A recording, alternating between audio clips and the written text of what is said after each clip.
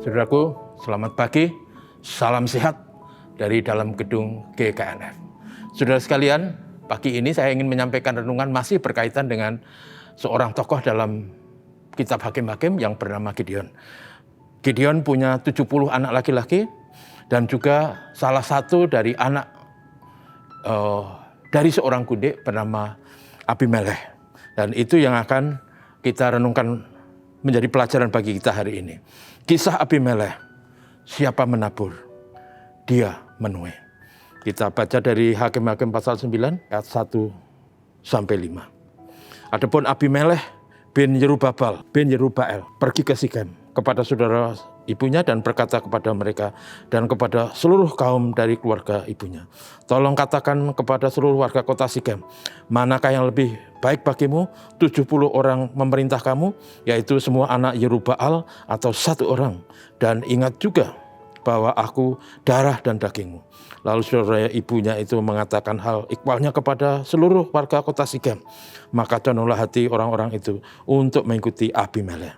Sebab kata mereka, memang ia saudara kita. Sudah itu mereka memberikan kepadanya 70 uang perak dari kuil Baal Berit. Lalu Abimelech memberi perak itu sebagai upah kepada petualang-petualang dan orang-orang nekat supaya mengikuti dia. Ia pergi ke rumah ayahnya di Ofra, lalu membunuh saudaranya, anak-anak Yerubbaal, 70 orang di atas satu batu. Tetapi Yotam anak bungsu Yerubbaal tinggal hidup karena ia menyembunyikan diri. Saudaraku, 70 anak laki-laki dari Gideon atau Yerubbaal. Seperti sudah saya singgung sebelumnya bahwa Gideon punya 70 anak laki-laki dan kemudian ada seorang anak dari kundik yang bernama Abimelech yang kemudian menjadi raja di Sikem.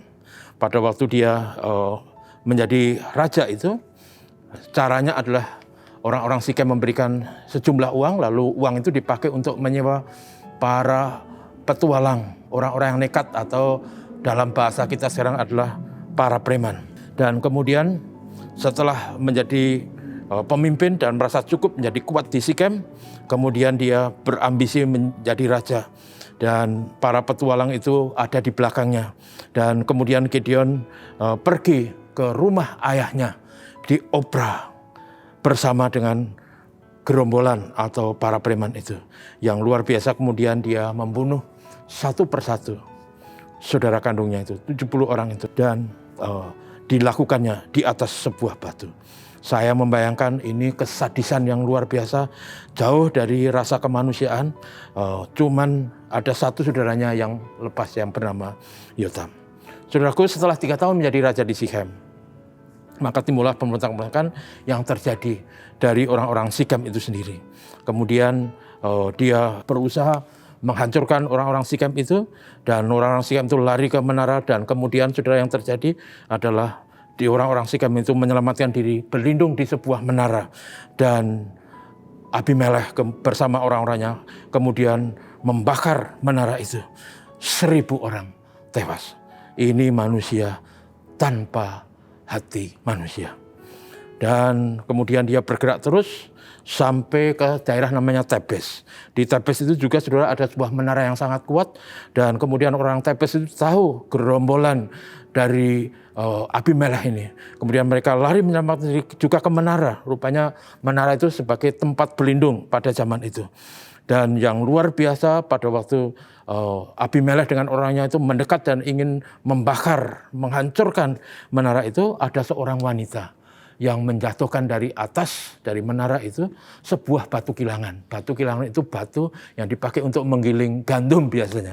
Dan mengenai kepala Abimelech. Lalu Abimelech rupanya masih sadar, retak, lalu dia minta pengawalnya untuk menghunus dan membunuhnya, daripada nanti ceritanya Abimelech yang raja itu hanya dibunuh oleh seorang wanita. Dan yang terjadi akhirnya dia dibunuh. Tapi yang ingin saya katakan adalah apa yang ditabur oleh Abimelech dengan kejam tanpa peri kemanusiaan, sadis dan mengerikan, membunuh saudara-saudaranya 69 orang di atas satu batu. Berarti itu digilir satu persatu. Dan kemudian dia membakar orang-orang Sikem.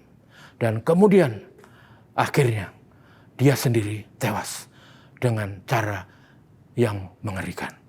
Apa yang ditabur dituainya juga. Karena itu benar kata Alkitab, saudaraku, mari kita pakai kata hati kita, suara hati kita, mari kita pegang firman Tuhan dan hidup sesuai dengan kebenaran firman Tuhan. Karena apa yang kita tabur, itulah juga yang akan kita tuai. Galatia 6 ayat 7. Hati-hati, mari kita berdoa. Bapak, terima kasih. Kami juga belajar dari seorang manusia kejam dan sadis, Abimelek. Kami belajar bahwa apa yang ditabur dia tuai. Tuhan, kami rindu bagi anak-anak-Mu. Hidup benar, menabur kasih, kebaikan, kemurahan, melakukan hal yang terpuji dan enak dipandang mata. Berkatilah kami semua supaya kami bisa melakukan yang baik untuk sesama, untuk saudara-saudara kami, siapapun mereka. Berkat-Mu kami mohon untuk semua aktivitas hari ini. Berkat-Mu kami mohon untuk negeri kami, supaya negeri kami damai, tentram, dan diberkati dalam upaya membangun dan mengatasi pandemi yang masih menakutkan. Bapak, terima kasih. Dalam nama Yesus kami berdoa. Amin. Terima kasih, saudaraku. Selamat pagi.